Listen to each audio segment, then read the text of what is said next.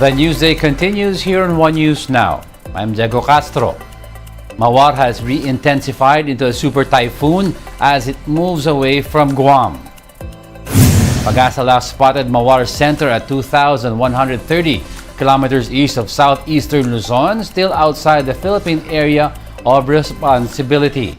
The super typhoon is seen to enter PAR between Friday evening and Saturday morning and will be locally named Betty once it enters the Philippine area of responsibility.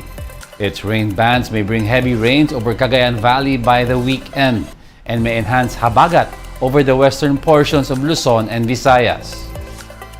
Dapat paghandaan natin yung posibleng malalakas na ulan, malalakas na hangin kasi parehong inaasahan natin dala nitong bagyong si Mawar itong mga hydromet hazards. Ang nakikita natin is provinces over the northern Luzon area. Possibly Batanes, Ilocos Norte, Cagayan, Apayao. Iyan po ilan sa mga dapat maghanda. The national government gears up for the impact of Super Typhoon Mawar.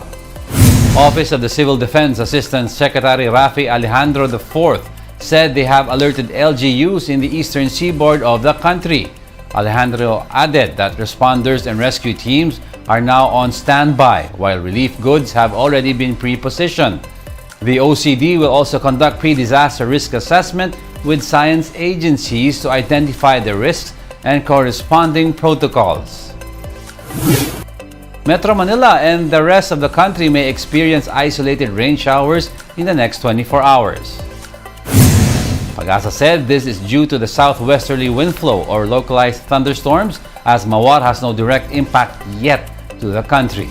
Aside from NCR, other areas like Occidental Mindoro and Palawan may also experience scattered rain showers and thunderstorms. The Weather Bureau warned of possible flash floods and landslides. On Wednesday night, several areas in Metro Manila were battered by heavy rains and thunderstorms, resulting in gutter-deep flood.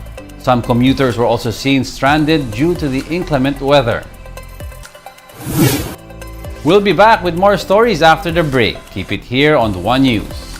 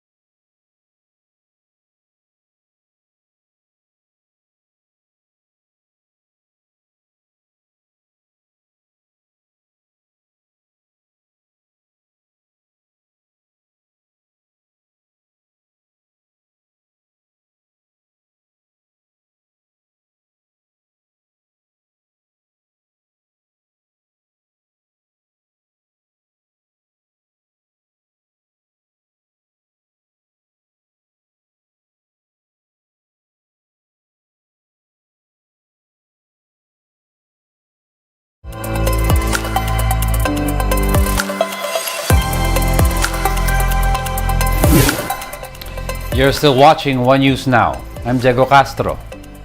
Victims of the Marawi siege will soon be able to receive their claims 6 years after government troops and militants clashed in the city. This comes as the Marawi Compensation Board, or MCB, has signed the implementing rules and regulations for the distribution of the claims. This marks the implementation of the 1 billion peso tax-free reparations payment for victims of the siege. The board says it has profiled some 18,000 possible claimants and reported about 12,000 structures destroyed in the fighting. Ito pong claim ng monetary compensation ay para sa residential, commercial, or cultural properties or structure na nasira, maybe partially or totally damaged, no? So kapag totally damaged, iba po yung valuation ng property at saka pag partially iba rin po. Meron din po dyan, nakapaloob din po yung paano mag-claim para naman sa personal properties, kagaya po ng mga jewelries na nawala o kaya po yung mga equipments of value, mga sasakyan na nasira. Yung mga nawala po or presume na namatay, no? Nakapaloob din po dyan kung saan, paano nila ito gagawin at yung manner ng pagpo-process ng kanilang application for claim. The MCB is hopeful for the speedy distribution of the financial reparations, while reminding claimants that they will only have 1 year to apply. Nagsisikap po na mapabilis dahil yun din po ang direktiba sa atin ng ating mahal na presidente na sana agaran po yung pagbabayad natin. At in fact, meron po tayong initial funding na 1 billion. Initial lang po dahil next year, maaari pong tumaas din yan upon the receipt, no? Na pag na-receipt na natin lahat ng mga file na claim. Doon lang po kayo sa FB page, na official page po namin na Marawi Compensation Board. I-announce po natin yan dahil under the law, merong 1 year na prescriptive period. Ibig po sabihin, kapag po na-announce na namin yung kailan mag-a-apply ng inyong claim, meron po lang kayong 1 year para mag-file. Otherwise, waive na po inyong karapatan na mag-file. The United Nations Cultural Agency recognizes the island of Bohol as the Philippines' first global geopark. UNESCO, or United Nations Educational, Scientific, and Cultural Organization, defines geoparks as single, unified geographical areas where sites and landscapes of international geological significance are managed with a holistic concept of protection, education, and sustainable development. UNESCO described Bohol Island as having a scenic and varied landforms and structural features. They note in their website that the island's geographical identity has been pieced together over 150 million years, as periods of tectonic turbulence have raised the island from the ocean depths. UNESCO adds that the geopark abounds in karstic geosites such as caves, sinkholes, and cone karst, including the famous cone-shaped Chocolate Hills in its center. There are currently 195 UNESCO-recognized geoparks in 48 countries. President Bongbong Marcos has certified as urgent the Senate bill seeking to create the Maharlika Investment Fund. In his letter, Marcos Jr. cited the downgrade of the global growth projection due to inflation as reason for the urgency. The move allows the upper chamber to approve the measure on third and final reading on the same day.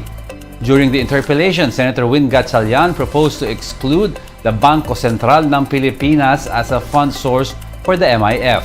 He noted that the BSP has yet to reach its full capitalization. Now is a good time to build that capital so that when things go sour, we're ready to respond, and the BSP, being our sole monetary authority, is there to help us. In response, Maharlika Fund Bill author Senator Mark Villar clarified that there will be a limit for the capitalization. He added that this is subject to review depending on the current situation. We need access to additional funds because our current fiscal situation does not afford us that kind of flexibility. So this is just the balance that we struck.